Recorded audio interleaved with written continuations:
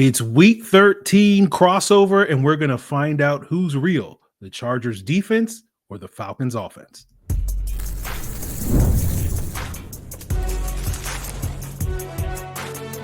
You are Locked On NFL Crossover, part of the Locked On Podcast Network. Your team every day. Welcome back, everyone, to a crossover Thursday here on Locked On Falcons and Locked On Chargers.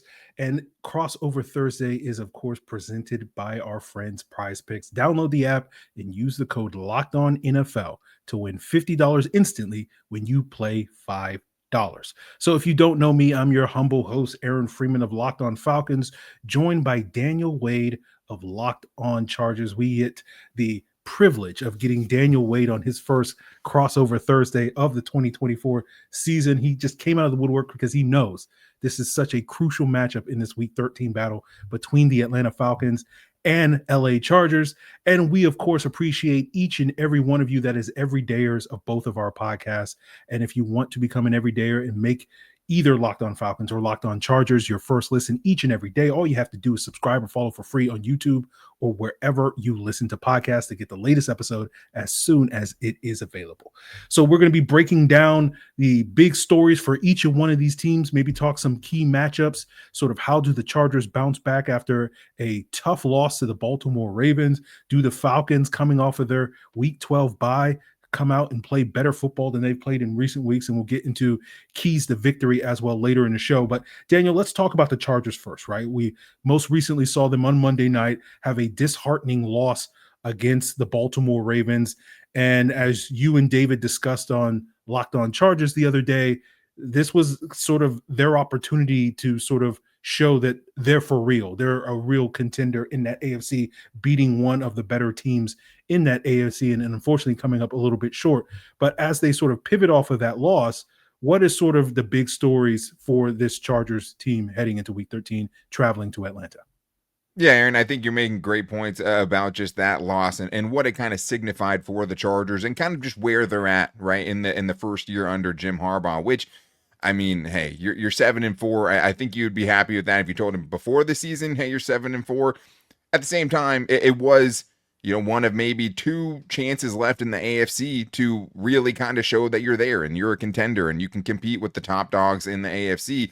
And they failed to do it. And I think that there was a substantial gap, right? A few plays maybe make it a little bit closer, but I don't think the final score is indicative on Monday night of what that game actually was. And I think the biggest kind of red flag that came out of that game was the injury to J.K. Dobbins. I mean, J.K. Dobbins has been a revelation for the Chargers. And even though the Chargers haven't been a great running team, the best part of that running game has easily been J.K. Dobbins. And so to see him go down with a knee, to see him not be able to return to that game, I think puts out a lot of, different red flags because it's basically been him and everybody else. And for the Chargers who want to be that physical running football team, whether or not they've actually been able to achieve it or do it efficiently from a week-to-week basis, it all starts and stops with J.K. Dobbins. And I think the nice thing about J.K. Dobbins is, although he hasn't, broken 100 yards every game or any of those kind of things, he can be having a bad game and break off a 40-yard run, which just brings a different kind of element to your offense, brings an explosiveness to your running game that you just don't get with the other guys. So as the time we're recording this right now, there's been no news that has come out about J.K. Dobbins yet, but I think there's two kind of ways. And in the micro, it's, hey, can he play this week? Because the Chargers have a much better chance with him on the field. He's on pace for 1,000 yards, 4.8 yards per carry. And just to kind of show how important he's been, I mean, the Chargers had 76 rushing yards in that first half. It was one of the big surprises of that game, going up against a really stout run defense that they were able to actually move the ball a little bit. And a lot of that was J.K. Dobbins, who had 40 of those rushing yards. The second half, when they didn't have him, they had 7 for the entire half. So I think that shows you. But on kind of a macro scale, it's like, okay, well, if he can't go, right, if he's done for the season, right, I'm not saying that he is, but we don't know that at this point. Now it's Gus Edwards, who you brought in first, right? This was the guy that was supposed to be your bell cow running back, but unfortunately, he's only had 2 of his 7 games average over 3.3 yards per carry. Kamani Vidal, their 6th-round pick in the running back, who actually only played in the 4 games that Gus Edwards was injured. That's the only time he's actually been active on game day. he's yet to scratch over 3.3 yards per carry in any of the 4 games that he's played in. So it's hard to understate kind of how important it is for J.K. Dobbins' injury not to be something significant. And for this matchup specifically, hey, if it's not something significant, how do you get him back for this game? Yeah, it does feel like, the big part of the Chargers' identity and a big part of the identity of any Jim Harbaugh coach team is going to be that physicality. And as you're suggesting, that physicality seems to be, in terms of the running game being effective, seems to be linked to J.K. Dobbins' status and health and durability and all those various things. And if he does play this week, he should have a big game, because the Falcons have proven throughout this season that they can't really stop the run. And if he doesn't sit out this game, that does give them a leg up, that maybe, just maybe, they will be able to finally stop the run this year. Although we thought that going into that Cowboys game a couple of weeks ago, they were basically the NFL's worst run team in the league. Yeah. They ran for 137 yards in that game. So, this might be the breakout game for Gus Edwards and Kamani Vidal based off of that alone. But when we turn our attention to the Chargers defense, what is sort of the story here? Is it looking at, some of their struggles against some of these potent offenses like Cincinnati and Baltimore in back-to-back weeks? Yeah, it's exactly what it is. It's just, can this defense bounce back? I mean, obviously went into the Bengals game and even still have the NFL's top scoring defense as of now. At the same time, it doesn't feel as good when you've given up, an average of 28.5 points over the last 2 games. So that's going to, take a little bit of shine away from that top scoring defense. I mean, the first 9 games, you allowed an average of 13.1 points per game. And then back-to-back weeks, you've, allowed a season high, 27 against the Bengals. And then you go up and play against the Ravens and you give up 30 for the first time this year. I think when you're looking at, if they can actually do it, one of the biggest stories will just be, can they get a little healthier, right? They really missed Denzel Perryman in this last game. They really missed their rookie 5th-round pick, Cam Hart, who's already become a huge part of this defense as one of their better cover corners. And they wasn't able to play in this last game with a concussion and now an ankle injury. So getting either of those guys back would go a long way. But I think for the Chargers, the biggest thing against the Falcons is just like, how do you stop the snowball from turning into an avalanche, right? Because that's what it's been. Can you get that big stop that breaks up a succession of scoring drives for the other team? Because you look back at this last game against the Ravens, 5 consecutive scoring drives, 4 of those being touchdowns, and 2 of those touchdowns being 40-plus yard touchdowns, right? And if that was a one-time thing, maybe you could write it off and say, hey, the Ravens are going to Raven, and they're super dangerous, and they're going to do that to a lot of teams. The problem is like you said, it's against the good teams. And that's why it's kind of weird with the Falcons, because it's like, I have no idea which Falcons offense is going to show up in this game. I don't know if the Chargers can rebound in this game, if I can say to myself after, okay, they did it, they passed the test, they beat a good offense. But like the Bengals, a team that has 4 wins this year, in that game, they had 3 consecutive touchdown drives in the second half to get them back in that game. And then they missed 2 field goals in the next 2 drives. So it's like, that's back-to-back games where you should have been giving up scoring drives on 5 consecutive drives. For the defense, that's been the top scoring defense in the league this year. So I think for the Chargers, it's like, hey, how do you stop that dam from breaking, right? If you give up a touchdown, how do you find a way on that next drive to get that big stop so that it just doesn't turn into an avalanche where, in back-to-back games, you're giving up that many points on consecutive drives? Yeah, I think you make some great points, and I think this is a perfect week to kind of find out what if this Chargers defense is as for real going up against capable offenses these last couple of weeks. I say capable because I'm not convinced that the Falcons have a good offense at this point in time, given their struggles against some of the better defenses. So it feels like it's a movable object versus a very stoppable force when it comes to these two units, and that's going to get us to some of the big stories for the Atlanta Falcons. Can this Falcons offense score against a good defense, as the Bengals and Ravens have done in back-to-back weeks? And that will be a big part of their ability to win this weekend. And we'll get into that, guys, as we continue today's Crossover Thursday. Now get ready to tackle the NFL action with FanDuel, America's #1 sportsbook, because right now new customers can bet $5 and get $150 in bonus bets if you win. And the FanDuel Sportsbook app is going to give you everything you need to bet on the NFL all in one place. Whether you get that hunch in the middle of the game, you can go and check out the latest stats, the live play-by-play, and so much more on the very same page where you place your bets. Just visit FanDuel.com right now to join today and check out the line for this Falcons-Chargers game, where the Chargers are 1.5-point favorites on the road against the Atlanta Falcons. Is that going to be your first $5 bet? Well, if it is, well, guess what? If you win, you'll get $150 in bonus bets. Check it out at FanDuel.com, America's #1 sportsbook. Never waste a hunch and make every moment more with FanDuel, an official sportsbook partner of the NFL. So continuing today's crossover Thursday with myself, Aaron Freeman of Locked On Falcons, and Daniel Wade of Locked On Chargers, and we're talking about the big stories for the Atlanta Falcons, and piggybacking off of what Daniel just talked about with this Chargers defense taking a little bit of a downturn in recent weeks.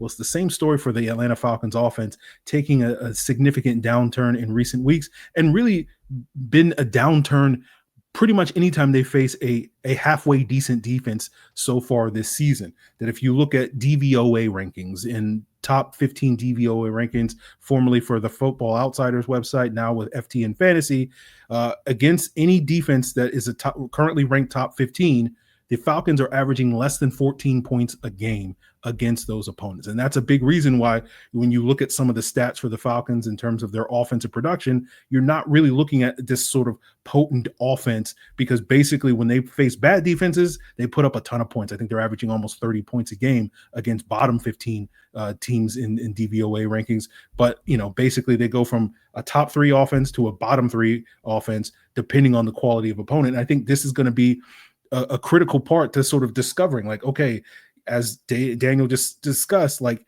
this Chargers defense is vulnerable against quality quarterbacks. But the thing I've noticed, Daniel, these last couple of weeks especially, is, you saw some of that late game sort of mobility from Joe Burrow to sort of escape the pocket and create some plays on the run. Obviously, Lamar Jackson does that, day in and day out, although he didn't necessarily have to do it nearly as much this past Monday night as we've seen in past games.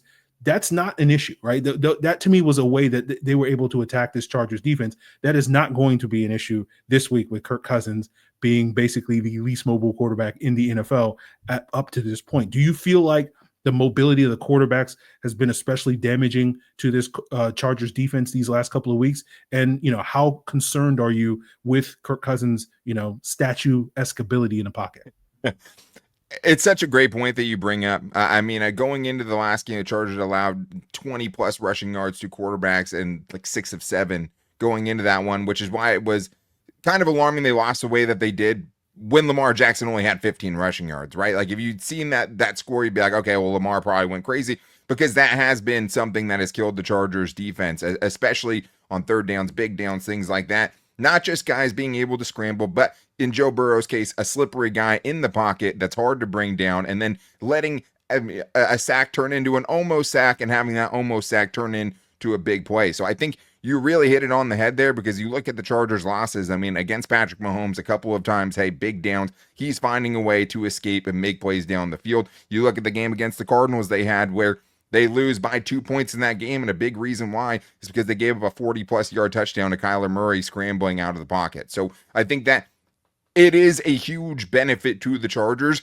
that they're playing someone that can't move as much, because if you added up the amount of almost sacks the Chargers have had this year, it would be more than the actual sacks they've been able to provide. So I think being able to go up against someone who's not as slippery and less mobile definitely plays in their favor, because they've gotten close a lot, and a lot of the big plays they've allowed are guys being able to avoid that first sack, being able to extend the play outside of the pocket, and it doesn't feel like Kirk really has that in his game to this point.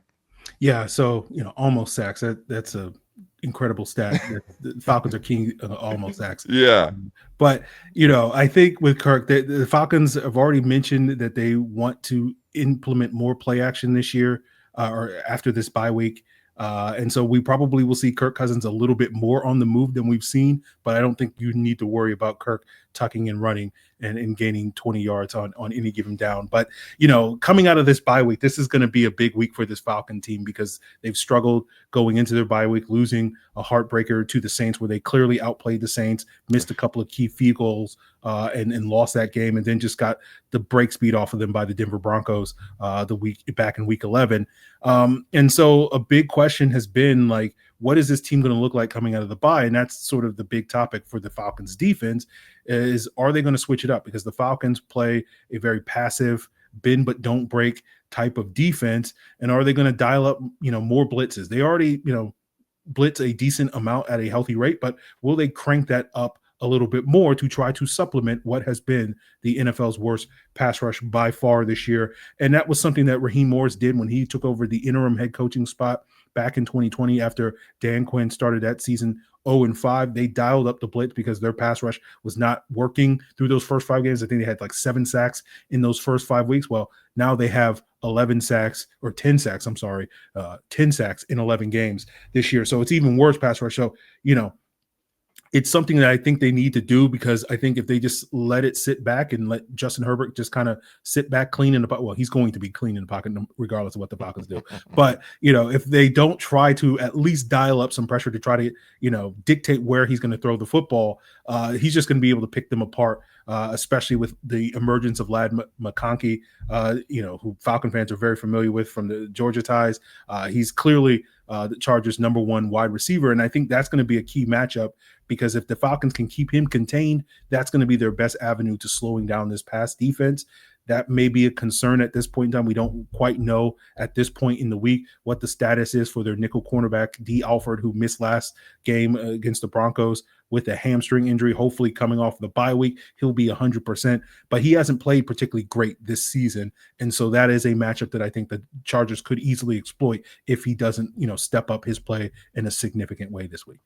Yeah, and I think if you're looking at how do you stop this Chargers offense, which hasn't been one of the more high-flying offenses in the NFL this year, but also has, I think, has scored at least 23 points in 5 straight. They haven't had any of those, 14 or less point games in a long time, which has been really nice. And I think that if you're looking at the Chargers offense and how do you stop them, it's like, okay, well, who do you want to be? Ladd McConkey? Or is it, hey, maybe make them feed Quentin Johnston, who went, 0 for 5 on his targets in this last game with 3 crucial drops and just feels like his confidence is spiraling out of control.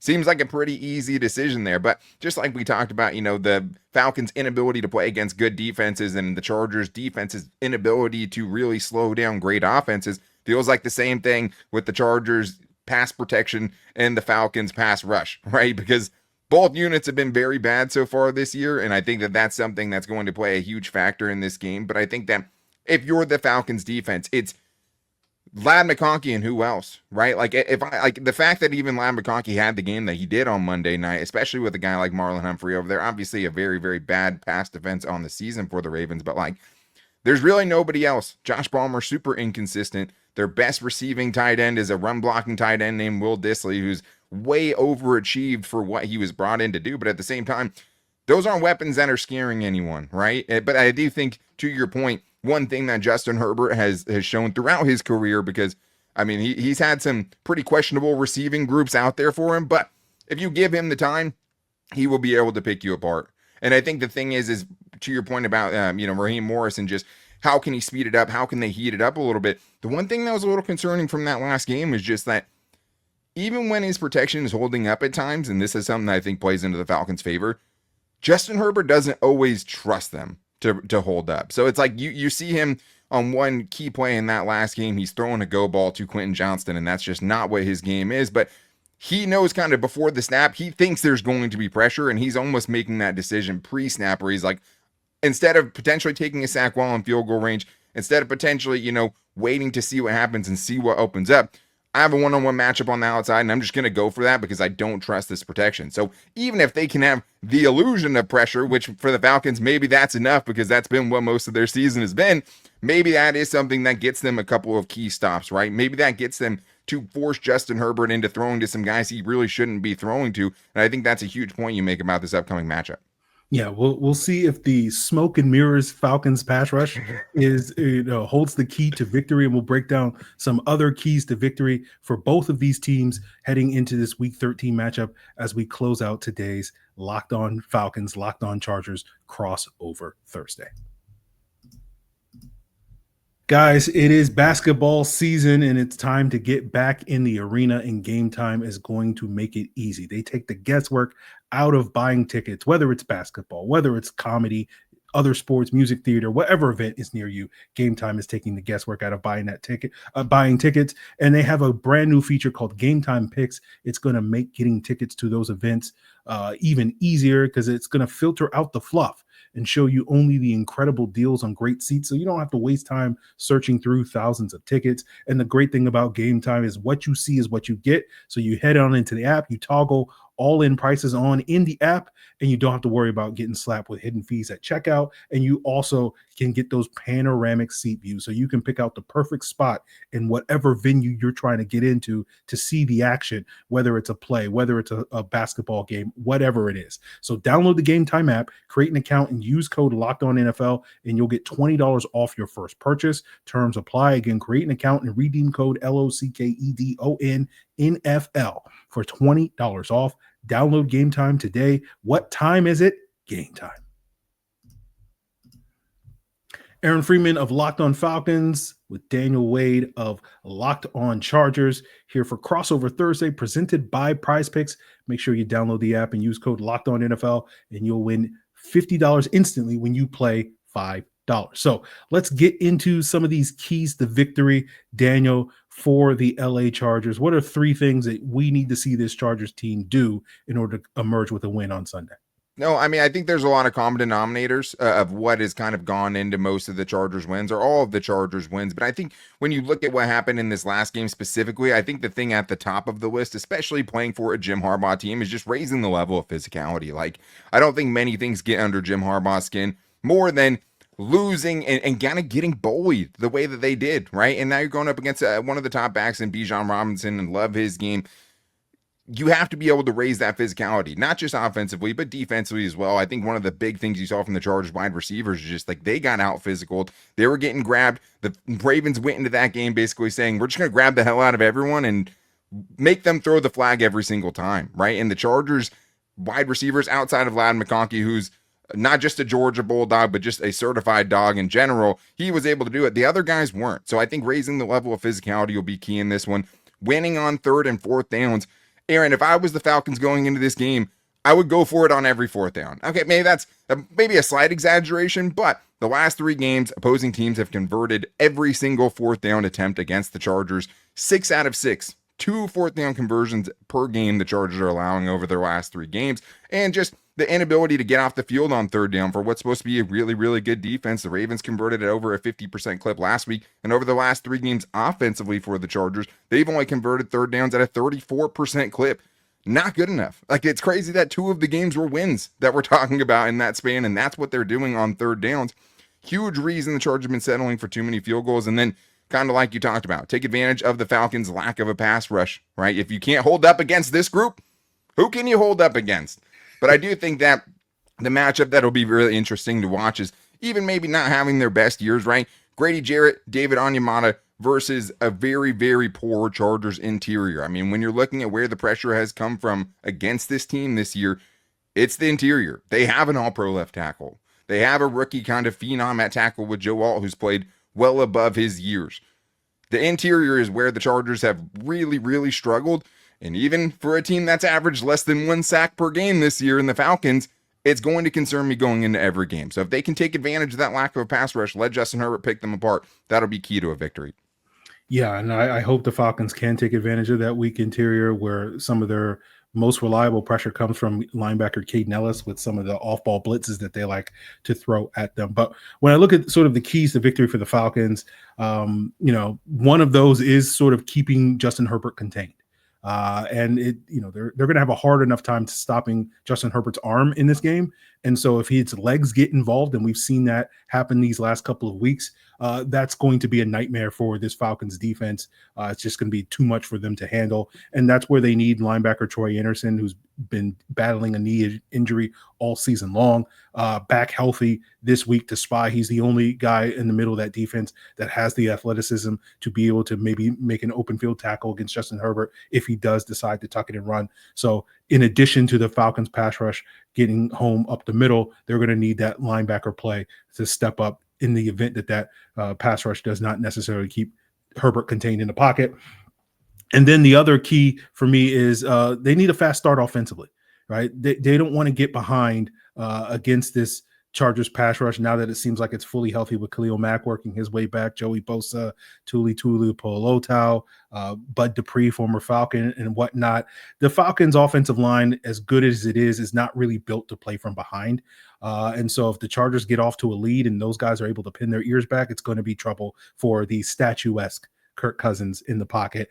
And basically the simple stat that basically tells me that how the Falcons start is going to kind of dictate how they win the game is when they score a touchdown in the first quarter this year, they're 5-1. When they don't, they're 1-4. So it's simple as that. We'll probably have an answer on whether or not the Falcons are going to win this game by the end of the first quarter. If they have 7 points on the board, they got a good shot. If they don't, it's going to be a problem.